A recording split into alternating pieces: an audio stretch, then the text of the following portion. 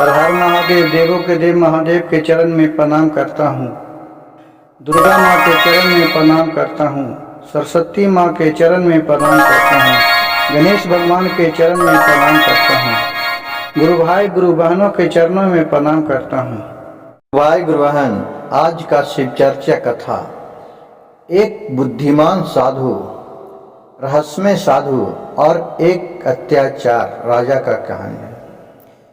गुरु भाई गुरु बहन, एक गांव में एक राजा रहते थे। उसी गांव में एक साधु रहते थे जो एक शिव मंदिर के पुजारी थी। उनके पास किसी भी तरह का लोभ मोह नहीं था। वो जो भी अपने खुशी के अनुसार जो भी दान लोग कर देते थे उसमें वो खुशी रहते थे। और भोलेनाथ की कृपा उन पर बहुत अगम अपार था। वो अपने देव दृष्टि से लोगों को आगे पीछे का सारे दुख और सुख बताते थे। इसका चर्चा उस जगह का जिला जेवार में पूरे विख्यात हो गया कि फलने गांव में फलने मंदिर में एक बाबा है जिनको सबको वो सही बात बताते हैं। जिसका भी कष्ट होता है वो कष्ट से उपाय बताते हैं। ये सब सुनकर वहाँ के जो राजा था सेठ, उसका मन में जिज्ञासा जागा कि चले आज बाबा को हम भी अपने बारे में कुछ जानते हैं कि हमारे आगे पीछे क्या बीतने वाले हैं। तो उसको वो आदेश दिए अपने कुछ सैनिक की जाओ उस बाबा को नम्रता पूर्वक बुला करके मेरे पास लाओ। उस बाबा को पास गया और वहां से बाबा को नम्रता पूर्वक बोले कि बाबा सेठ जी बुलाए हैं। कहें कि ठीक है, पूजा पाठ करके चलते हैं। वो पूजा पाठ किए, ध्यान किए भोलेनाथ के, और फिर वहां से चले आए। वो अपने दरबार में उन्हें आसन ग्रहण करने के लिए दिए और बोले, बाबा को दंडवत प्रणाम किए, उनको खातिरदारी की। कुछ देरी बाबा आराम की। उसके बाद सेठ ने पूछा, बाबा हमें तो मालूम हुआ कि आप बहुत ज्ञानी हैं, आपके ऊपर भोलेनाथ की कृपा है, आप सभी को दुखिया को दुख दूर करते हैं, सभी को कष्ट दूर करते हैं, सबको आने वाले विपत्ति को बताते हैं, उसका उपाय बताते हैं। कृपया करके मेरे कुंडली में देखिए कि मैं सत्रस मेरे ठीक है ना।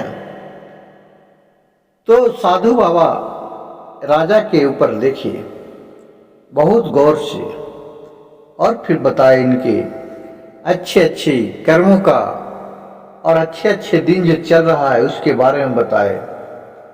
यह सुनकर राजा बहुत प्रसन्न हुआ।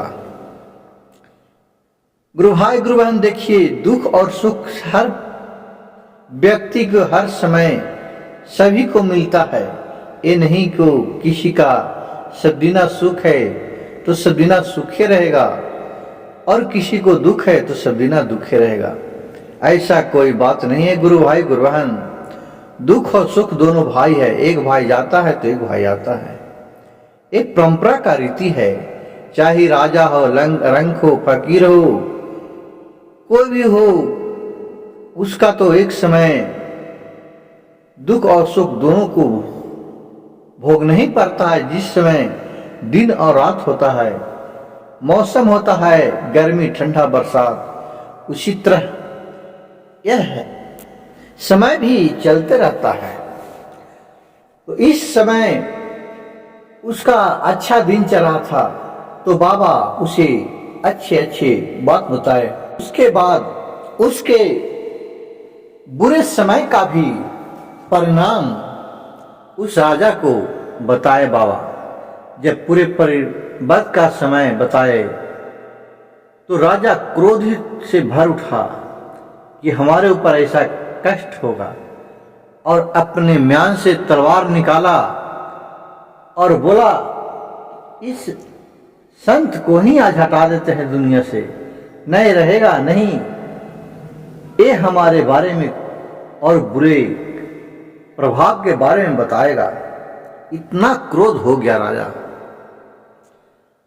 गुरु भाई गुरु बहन, अब देखिए इस समय बहुत दिमाग के और बुद्धि का इसमें बात लाना चाहिए। अगर फिर डर से उसे सही बता दो तो आदमी का मृत्यु हो जाए, तो इसमें बुद्धि से काम लिया।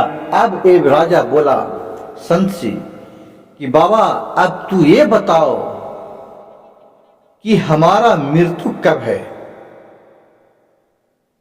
अब गुस्से में एकदम तलमला रहा था, एकदम आंख लाल लाल था, एकदम म्यान से तलवार निकाला था, तेज के समान चमचमा रहा था। और गुस्से में राजा सोचा कि आज इसको हम गर्दन काट के ही अलग कर दूंगा। अब राजा का बात सुनकर के महात्मा समझ गए कि ये इसका जब बुरी बात बताए, बुरे प्रभाव, तो हमारे ऊपर तलमला उठा। बहुत दिमाग से काम लिया, भोलेनाथ के ध्यान लगाया, कहा हे प्रभु हमारे बुद्धि आप ही बताइए, झूठ बोलना तो पाप है। लोग बोलते हैं कि झूठ नहीं बोलना चाहिए, और आपके कृपा से आज तक मैं झूठ नहीं बोला, लेकिन इस नैया से किस तरह उबरूं, इसके बारे में आप ही मेरे ज्ञान दीजिए, बुद्धि दीजिए। फिर बहुत सोच समझ करके राजा को देख करके और साधु बाबा बोले कि वत्स तुम्हारे मृत्यु ठीक मेरे मृत्यु के 1 घंटा के बाद तुम्हारा मृत्यु हो जाएगा। इतना सुनकर के राजा का तलवार था जो फिर म्यान में अपने धर लिया, क्योंकि वो देखा कि अगर मैं संत को भी मार देता हूं उसके बाद हमारे मृत्यु निश्चित है।